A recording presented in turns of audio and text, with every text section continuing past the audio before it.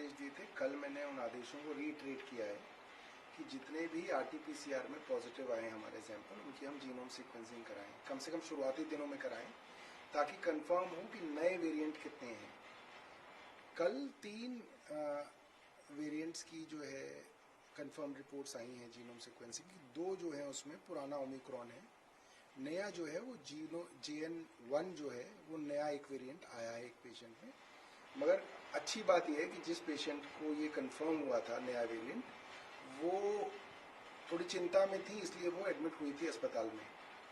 तो अस्पताल के अंदर भी उनको SpO2 उनका ठीक रहा, कोई दिक्कत नहीं रही, और वो डिस्चार्ज भी हो गई हैं, स्वस्थ हो गई हैं दोबारा से, जो कि एक अच्छी बात है। 52 साल की महिला थी। कल जो है हमने टेस्ट की जो है वो बढ़ाई भी है। कल 636 टेस्ट हुए हैं सरकारी और प्राइवेट अस्पतालों में, और आगे जाके जो है और जो है हम कोशिश कर रहे हैं कि RT-PCR जो है ज़्यादा से ज़्यादा करवाएं, और अवेयरनेस जो है आप लोगों के माध्यम से हम लोगों में फैलाएं कि थोड़ा सा जो है भीड़ भाड़ वाली जगहों को अवॉइड करें। अगर आप बीमार रहे हैं लंबी समय से और आपकी इम्यूनिटी कम है तो आप बिल्कुल जो है बाहर आना जाना जो है कम करें। हमने देखा है कि 25 दिसंबर पहाड़ी क्षेत्रों के अंदर काफ़ी दिल्ली के लोग पहुंचे, और 31 दिसंबर के दिन भी इसी तरह की तस्वीरें आएंगी, तो उसके मद्देनजर देखिए, हमने कल डिपार्टमेंट को आदेश दिए हैं कि भाई इसकी अवेयरनेस कैंपेन चलाइए, इसकी एडवर्टीजमेंट्स दीजिए आप अखबार के अंदर, ये जो क्या कहते हैं बस स्टैंड्स हैं, जहाँ पे भी हो सकता है इसकी अवेयरनेस कैंपेन चलाइए।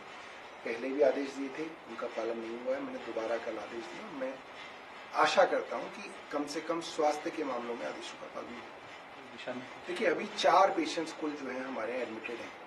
होता क्या है कि बेड रिजर्व करना कोई बड़ी बात नहीं है, मेरा एक आदेश है वो बेड रिजर्व हो जाएंगे, मगर उससे क्या है जो बाकी पेशेंट हैं उनका इलाज जो है प्रभावित होता है, इसलिए हम वेट कर रहे हैं।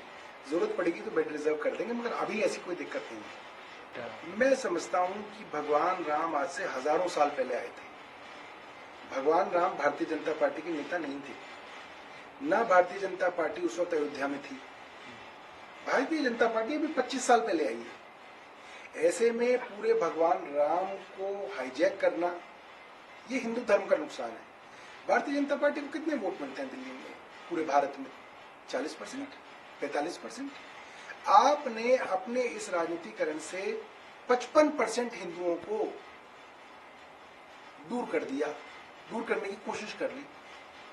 ये गलत है। इससे भारतीय जनता पार्टी हिंदू धर्म का नुकसान कर रही है और किसी का नुकसान नहीं कर रही है। इससे उनको बचना चाहिए।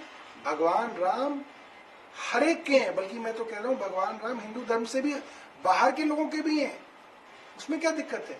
आपको सबको जोड़ना चाहिए, आप लोगों को अलग करना। देखिए, अब तो आप किसी का भी नाम किसी भी चार्जशीट में ला सकते हैं, बड़ा आसान सा काम है। देखिए क्या होता है, एक नेता हजारों लोगों से मिलता है, सैकड़ों लोगों से तो रोज मिलता है।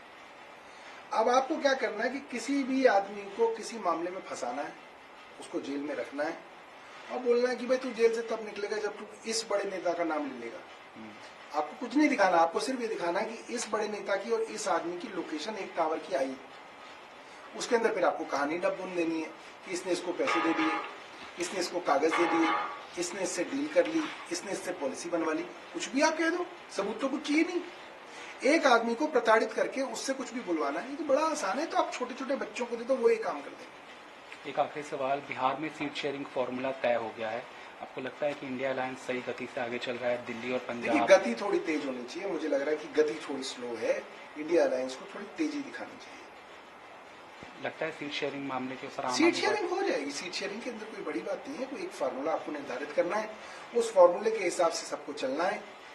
अगर कोई दिक्कत होती है तो जो बड़े राष्ट्रीय नेता है वो उसके अंदर बैठ के जो है उसको सुलझा लें, कोई ये बड़ी बात नहीं है। जीतना जरूरी है, ये जरूरी नहीं है कि कौन कितनी सीटें लड़ रहा है, ये जरूरी है कि कौन कितनी सीटें जीत रहा है। एक आखिरी सवाल, सैम पिट्रोदा ने कल पीटीआई को इंटरव्यू दिया है, उन्होंने ईवीएम के ऊपर सवाल उठाए हैं कि 400 प्लस तभी हो सकता है जब ईवीएम से छेड़छाड़ हो। आप डेमोन्स्ट्रेशन एक दे चुके हैं विधानसभा में। मैं एक कंप्यूटर साइंस इंजीनियर होने के नाते ये बात कह सकता हूँ कि दुनिया का कोई भी माइक्रो कंट्रोलर ऐसा नहीं है जिसके अंदर आप टेम्परिंग ना कर सकें, और मैं समझता हूँ हर सॉफ्टवेयर इंजीनियर इस बात को जानता है। ऐसे में जब जमीन पे पब्लिक का मूड कुछ हो, ईवीएम के रिजल्ट कुछ और हो, तो संदेह उत्पन्न होता है। और जब जब ऐसा होगा संदेह उत्पन्न होगा, इसलिए जो बड़े बड़े विकसित देश हैं वो इसको नहीं इस्तेमाल करते ईवीएम, वही कारण है।